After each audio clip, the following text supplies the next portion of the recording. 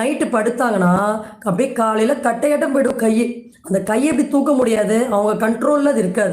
இது வந்து ஒரு மெயினான ஒரு நர்வ் ப்ராப்ளம். ஸோ அப்போ காலையில் எந்திரிக்கும் போது ஸ்டிஃப்னஸ்ஸை நம்னஸ்ஸை அப்படியே தொட்டால் சென்சேஷனே இருக்காது.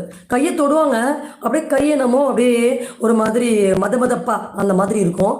ஸோ அதில் பெயினும் இருக்கும், வீக்கமும் இருக்கும். ஸோ இந்த மாதிரி இது எல்லாமே நரம்பு சம்மந்தப்பட்ட பிரச்சனை தான்.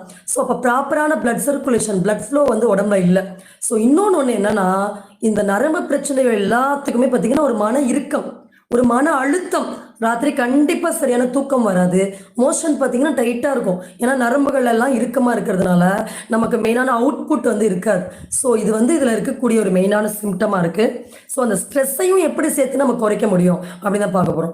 இவங்க கொஞ்சம் தூரம் நடந்தால் கூட இந்த மாதிரி நரம்புல ப்ராப்ளம் இருக்கிறதுனால மூச்சு திணற ஆரம்பிச்சிடும், சரியாக மூச்சு விட முடியாது, ப்ரீத்திங் டிஃபிகல்ட்டி வரும். ஸோ இந்த மாதிரி ஜாஸ்ட் மல்டிபிள் காம்ப்ளிகேஷன்ஸ் இருக்குது. ஸோ அதை நம்ம